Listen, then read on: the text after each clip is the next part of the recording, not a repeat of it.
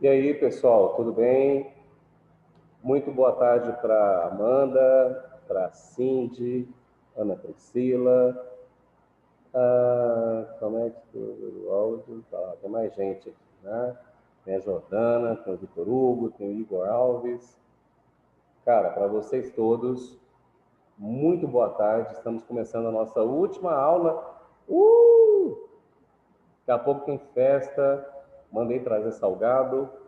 Cara, peraí, cadê o povo? Não vem ninguém? Ah, que dó, né? Vou ter que comer o salgado da Bela sozinho, não acredito, né? Mandei trazer também o sonzinho ao vivo aqui, tem um rapaz que vai tocar um violão pra gente aqui. Mas tudo bem. Meninos, vamos para a botânica. Você sabe melhor do que eu a importância dessa botânica, né? Então tá bom. Então vamos abrir essa foto aqui que eu quero encarar vocês em frente, tudo bem? Bom, nós temos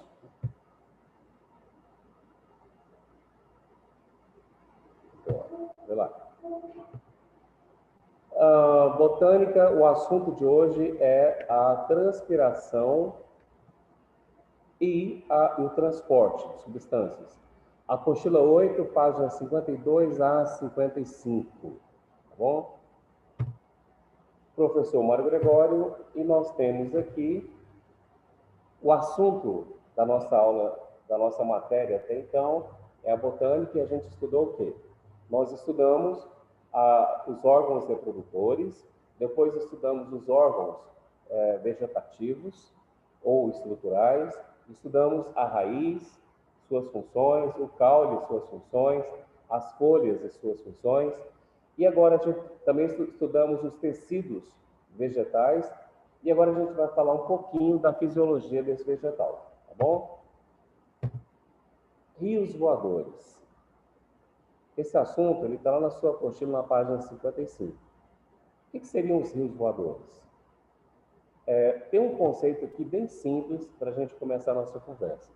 São massas de ar carregadas de umidade vindas da Amazônia para o centro-oeste, sudeste e sul do Brasil. Olha, só para te dar uma dimensão a importância desses rios voadores, é só você usar um número, 70. 70% do PIB do nosso país depende dos rios voadores. Agora, olha a insanidade da coisa. Nós temos aí todo um conjunto de pessoas que estão se matando, incendiando, degradando a nossa floresta amazônica. O Cerrado brasileiro já virou uma imensa fazenda de soja. A floresta Mata Atlântica já virou 7% do que ela era no total. Então, hoje nós tivemos também, nesse ano agora de 2020, a queima de 28% do nosso Pantanal. Cara, a gente maltrata demais o meio ambiente aqui no Brasil. E qual que é a função da floresta amazônica? A maior fábrica de chuva que você pode imaginar é a floresta amazônica. Porque os rios voadores, nada mais, nada menos do que a transpiração de uma grande quantidade de água que vai formar uma nuvem, uma grande quantidade de nuvem de chuva, e os ventos que vão soprar essa nuvem, ela vai bater aqui na nossa Cordilheira dos Andes e vai descer em direção ao centro-oeste, sul e sudeste.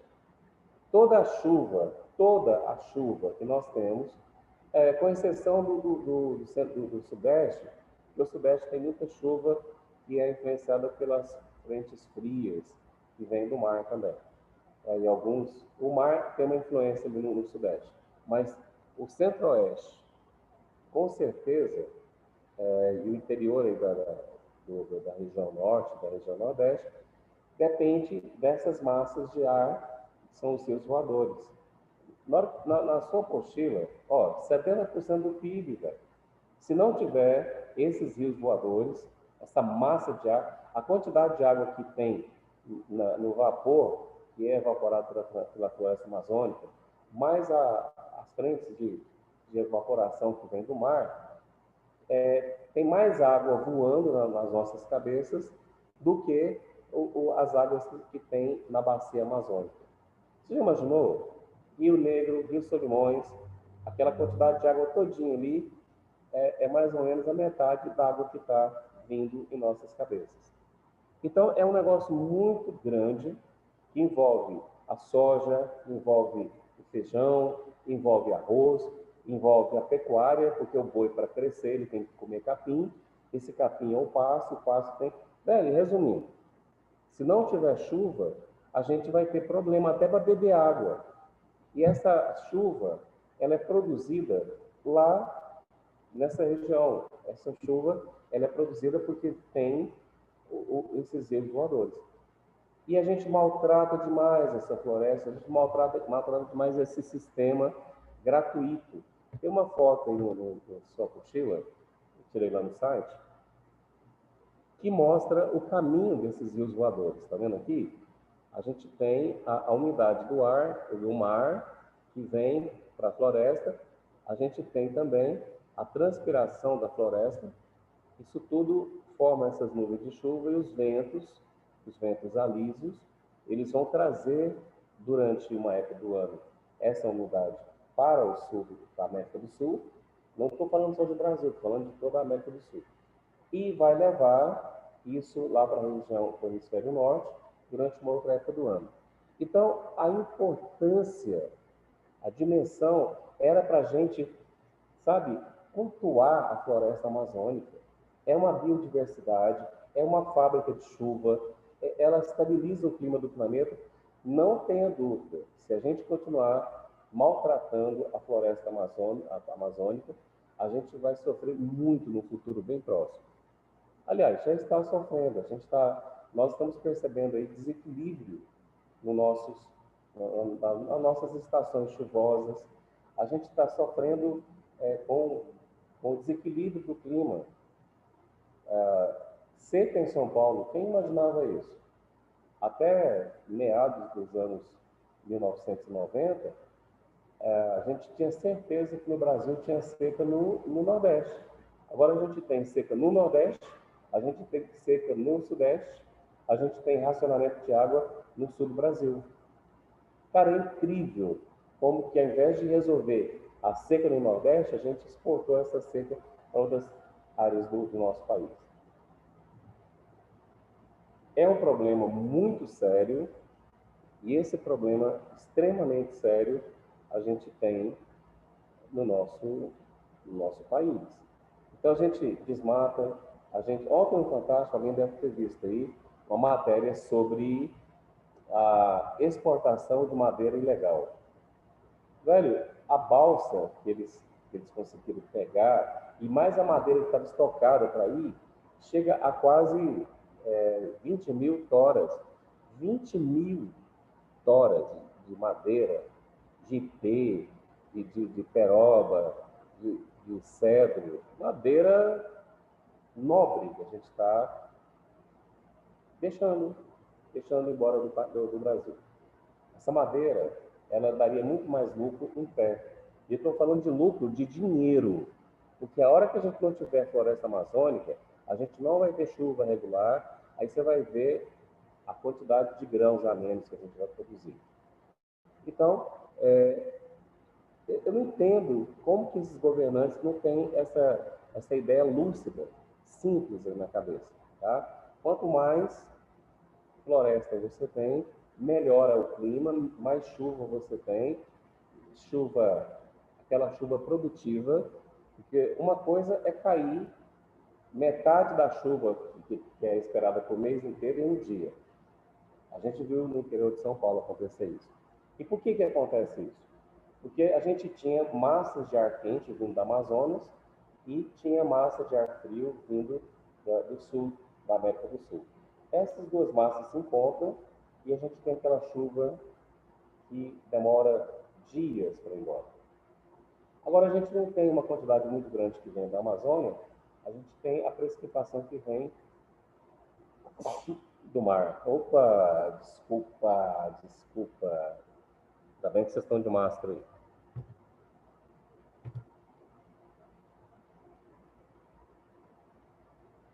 Quais são os fatores que influenciam a transpiração? Vamos lá? Transpiração nas plantas, nas árvores. Primeiro, a quantidade de água no solo. Quanto mais água no solo eu tenho, maior a quantidade de água que a planta libera. Então, quando está na temporada de chuva, a gente tem 90% da umidade do ar. E quando está na época de seca? Quando a gente está na época de seca, a gente tem uma média aí de 10, 12% de umidade do ar aqui em Goiânia, Centro-Oeste. É um clima de deserto. Temperaturas elevadas. Quanto mais alta a temperatura, geralmente a planta vai transpirar mais. Então, essa planta ela transpira com o mesmo motivo que a gente transpira. Por que você transpira? Quando a temperatura está muito alta, nosso corpo, para regular a temperatura interna, ele vai lá e faz isso. Ele pega a água e joga para fora do corpo. E quando essa água sai para fora do corpo, seja pela urina, seja pelo suor, seja pela lágrima, seja por qualquer motivo, essa água ela leva junto o calor. É uma dos fatores, é um dos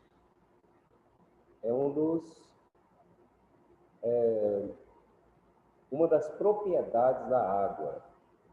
Chama-se alto calor, esse alto calor biológico.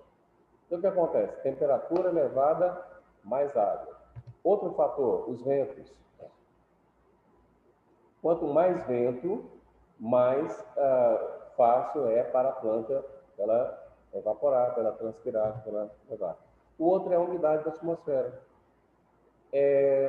A água, porque a gente não está falando da água líquida. A água líquida, ela vai por osmose. Mas eu estou falando da água em vapor. A água em vapor, ela sai do meio menos concentrado, ela vai por difusão. Então, ela vai para o meio menos concentrado para o meio mais concentrado. Então, se eu tenho uma quantidade muito grande de umidade no ar, eu vou ter mais água saindo e mais água nessa umidade. Isso aqui que você está vendo é uma célula do estômago. Lembra que a gente mostrou a folha na última aula para você? Então, o estômago, ele tem esse conjunto aqui, ó. Ele tem duas células. Nós temos uma pergunta lá. Vamos ver se essa pergunta... Não,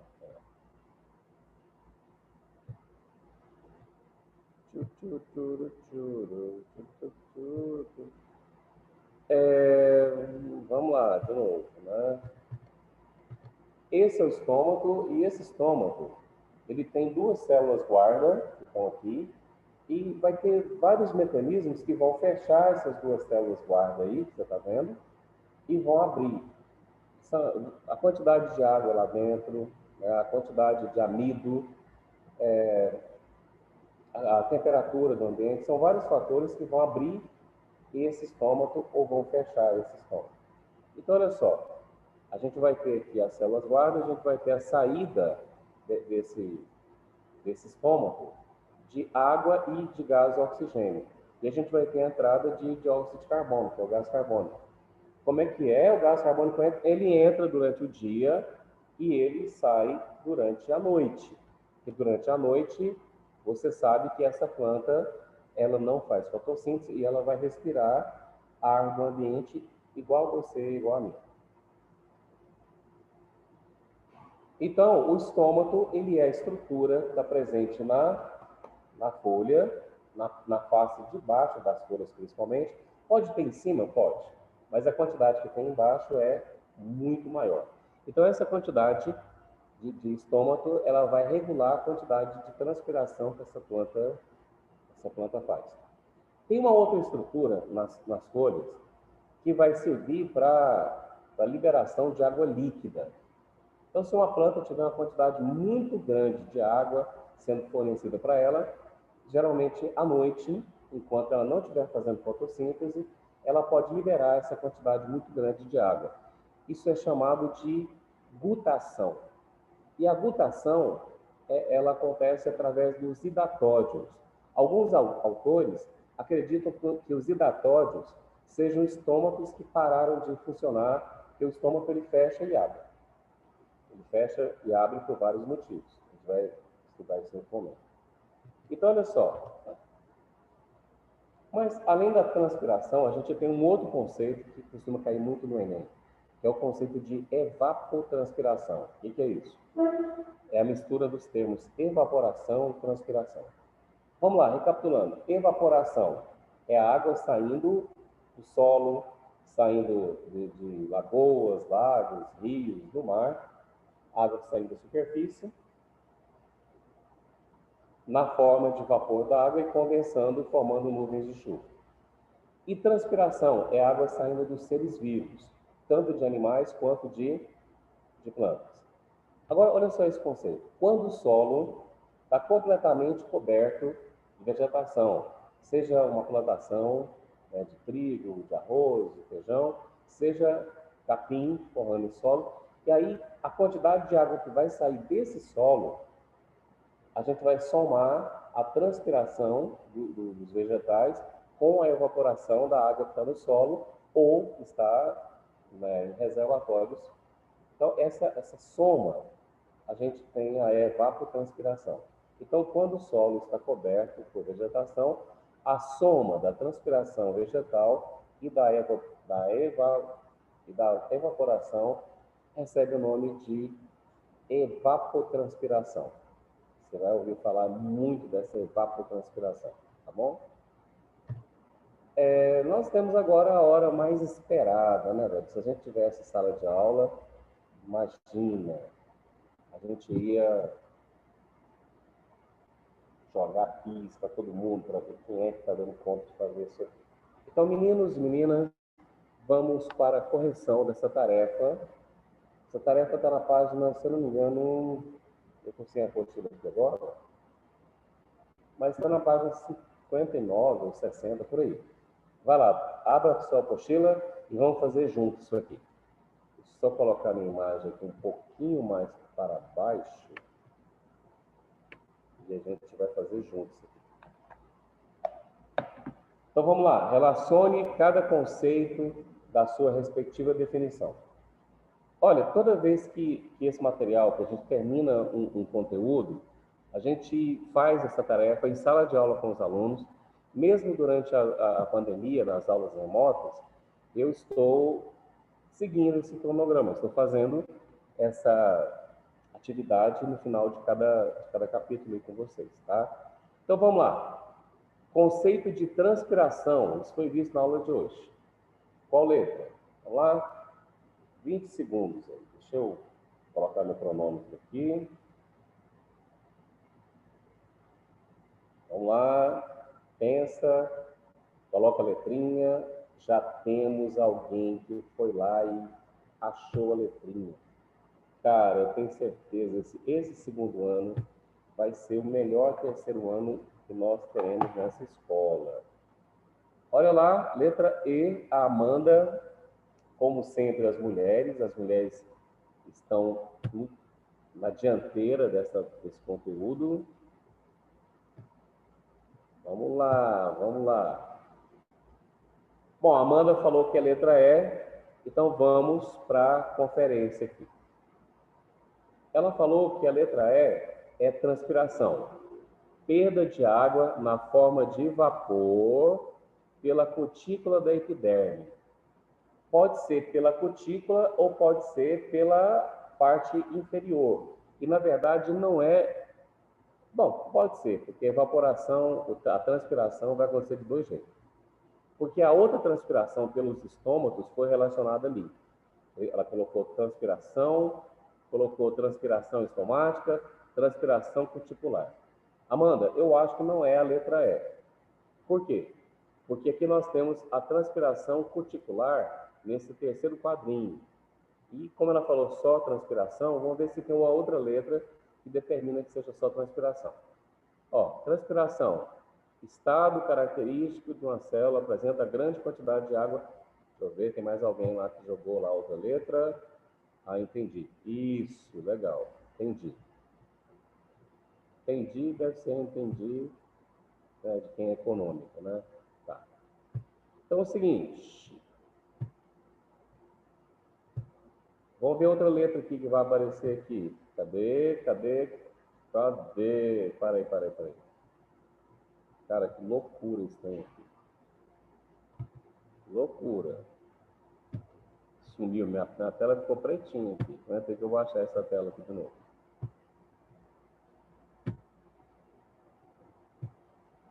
Vamos achar essa tela aqui de novo. Cadê eu? Cadê eu?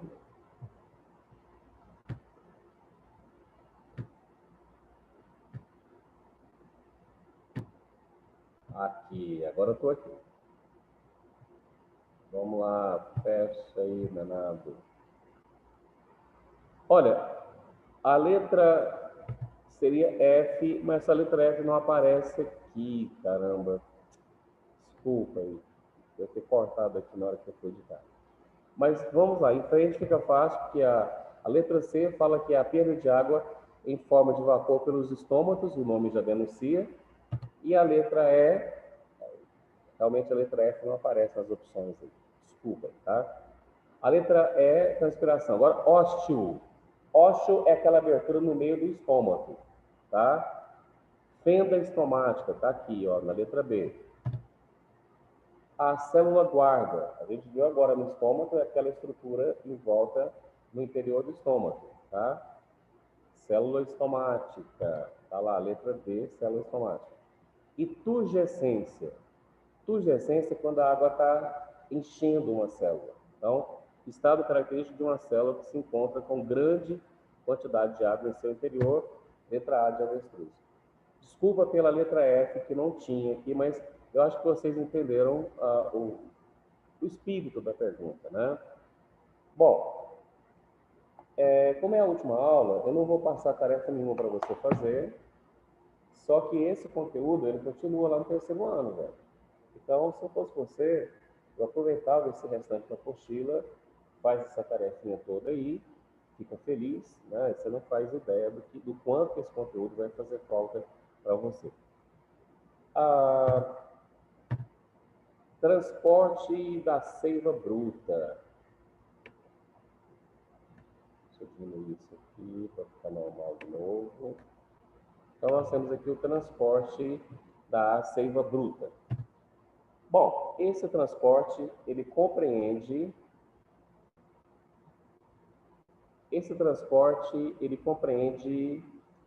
a entrada de água pela raiz, o seu deslocamento pelo caule e a sua chegada a todas as partes da planta. Não sei se está chovendo lá fora, tem um barulho estranho aqui. Se estiver chovendo, eu estou lascado. Estou de moto aqui, vai ser difícil. Mas... Tá. Então, esse transporte de seiva bruta é água e sais minerais. Essa água ela entra pela raiz, ela passa pelo xilema, e o xilema está no interior do caule, e esse xilema ele vai chegar até as folhas e vai suprir a planta todinha de água. Bom, para que aconteça esse transporte, nós teremos algumas condições. Primeira, a pressão interna da raiz. A raiz ela tem que ser mais concentrada do que o meio. Lembra? A água ela vai sair do meio menos concentrado de água, eu estou falando de osmose. Cuidado porque o vapor de água ele se desloca por difusão. Mas a água líquida, ela vai se deslocar por osmose. Então, o solo é um local onde está menos concentrado do que a raiz. Aí a água que está no solo, ela vai entrando na raiz, porque a pressão da raiz é maior do que a pressão do solo. Pelo menos naquela quantidade ali. Coesão é uma das características da água, ou propriedade da água, é que as moléculas de água ficam próximas, ficam muito próximas umas das outras. E isso é coesão, né? Se a gente tem muitas moléculas que estão muito próximas umas das outras, a gente vai ter o estado líquido. Se eu tenho moléculas que estão mais próximas ainda, aí eu teria o estado sólido da matéria. E se eu tenho moléculas separadas umas das outras, o estado gasoso, tá bom? Então, coesão, o que vai acontecer? Essas moléculas vão entrar dentro da raiz, no estado líquido, e no estado líquido, a tendência da água é puxar, uma molécula de água puxa a outra. Ela está junta, ela está coesa. Então, isso cria um canal de água dentro da planta. Adesão. As moléculas de água, elas têm a capacidade de aderir a qualquer superfície. Então, isso é muito importante porque é como se várias moléculas de água fossem ficando pregadas pelos canais onde a água vai deslizar. Então, coesão, adesão, outra, capilaridade. Então, a capilaridade, o que é isso? A água tem a propriedade de entrar em qualquer buraquinho, em qualquer entrada ali, ele entra e ele vai invadindo, né, ele vai invadindo esses, por exemplo, microcanais, esses espaços pequenininhos que tem na epiderme da planta, a molécula de água consegue entrar por ali. Então, esse transporte de seiva bruta, que vai depender da pressão da raiz, vai depender da coesão, vai depender da adesão, vai depender da capilaridade e vai depender também de fotossíntese e transpiração, que são eventos que estão acontecendo nas folhas. Esses eventos aqui vão fazer que a corrente de água, a coluna de água, seja puxada constantemente para a folha. E aí, o que acontece? Quando não tem fotossíntese, a transpiração vai acontecer em maior quantidade ou até a butação, que é um outro fenômeno. Então, a somatória desses eventos é que vai garantir o transporte da seiva bruta. Ou seja, a árvore pode ter 80 metros, não tem problema. Esses eventos aí somados vai permitir que essa água chegue até nas folhas lá em cima, tá bom? Meninos e meninas, isso aqui que você está vendo é um desenho que eu tirei lá da sua apostila, tá? Observa o pelo absorvente aqui, temos o pelo absorvente aqui. A água pode entrar, quando a gente fala que aquela água entra por dentro do pelo, é quando a água está passando pelo citoplasma das células que compõem esse pelo aí. Tá? Se ela entrar por dentro do citoplasma dessas células, cadê? Tá aqui. Ela vai continuando até chegar na epiderme, ela passa por dentro da célula da epiderme e vai passando por dentro das células do córtex até chegar na célula da epiderme e ela vai passar por dentro dessa célula da epiderme e vai chegar no xilema. Ela também pode ser absorvida pela lateral do pelo. Se ela passar pela lateral do pelo, ela vai entrar por aqui e ela vai chegar na estrias de Caspary. Então, estrias de Caspary é o local onde a água é direcionada para dentro do xilema. Então, a água tem dois mecanismos de entrada pela epiderme da raiz. Um desses mecanismos é através do citoplasma das células, tanto dos pelos absorventes, quanto do córtex dessa planta. E se ela for pela lateral do pelo, ela também passa pela lateral das células e vai chegar de qualquer forma. Essa água entrou aí, ela vai subir pelo xilema através de uma pressão negativa que está acontecendo também no xilema. Imagina que lá em cima é igual um canudinho. Se eu estivesse bebendo água aqui de canudinho, a pressão que eu aplico na ponta do canudinho, ela vai fazer com que a água suba até chegar aqui. Bom,